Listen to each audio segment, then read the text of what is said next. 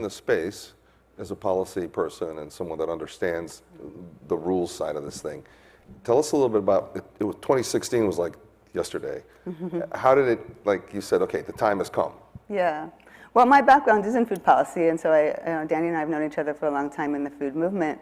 And so I spent a lot of time learning about how lobbying organizations work against us, right? So a lot of the junk food lobbying groups and meat and dairy lobbying groups have had all the power, for decades, and have really shaped our agriculture policies to support animal feed as opposed to food for humans that is nutritious.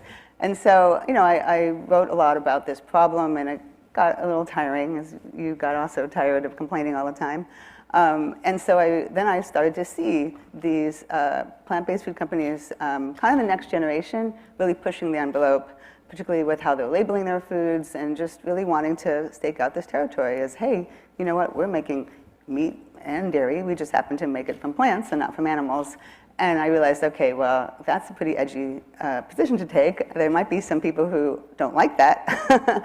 And I knew that there was a need from a political standpoint for these companies to really band together, have collective action, just like the bigger industries do, pooling resources, having a collective voice. So that was my... That's why the cool component, we were talking about disruption. And really, this isn't disruption in a sense. This is our civilization having to shift gears and thinking about the animal protein that we feed to get food. So a lot of your work has been on the agricultural side. Let's talk a little bit about that whole side. I mean, being able to bridge the agricultural side with nutrition and the output.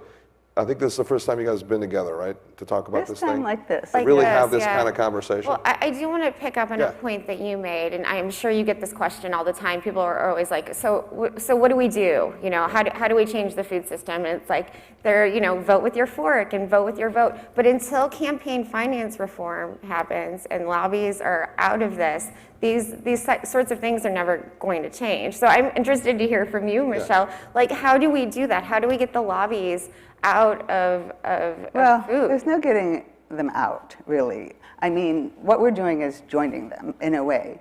And so when we launched, in fact, there's this funny phrase among food policy writers in Washington that talk about the barnyard, and that's all of the animal groups that have lobbyists, right? And so when we launched, it was Politico that said that we have joined the barnyard. And I love that. It's like, we're saying we have a seat at the table. And, obviously we don't have as much resources and power yet as meat or dairy or junk food, but, someone I wrote about in my book years ago, who was a wonderful politician in state of Maine, and he talked about, the need to be engaged politically, and I hate the metaphor, but he said, you can't bring a knife to a gunfight.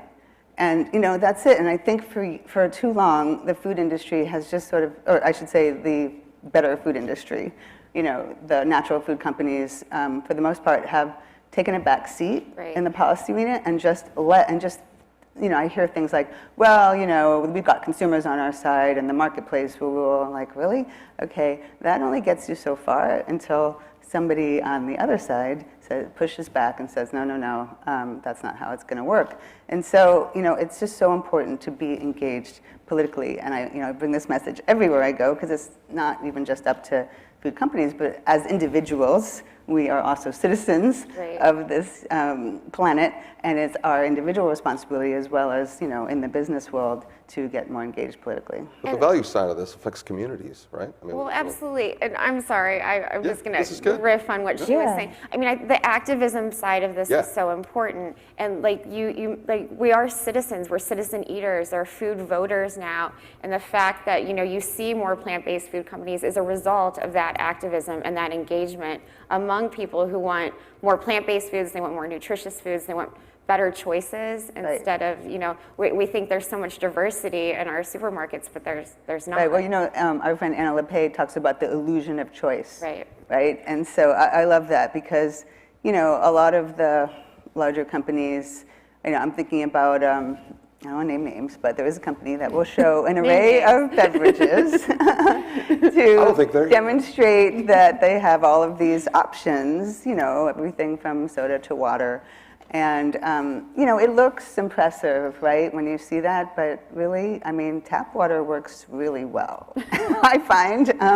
So, you know, and then I think it's important to realize that those choices are shaped by these very powerful industries, and it's not just a matter of, oh, well, you know, people make better choices, because our choices available to us are very much shaped by, in public health, we call it the food environment, right? So, you know, when you go to the supermarket, yeah, there's fresh produce, but when was the last time you saw an ad or an apple or, you know, asparagus, right? No. But when was the last time you saw an ad for, okay, we're going to name names, Coca-Cola, McDonald's, right? Probably pretty recently, somewhere, maybe even on your phone this morning, you know? Right.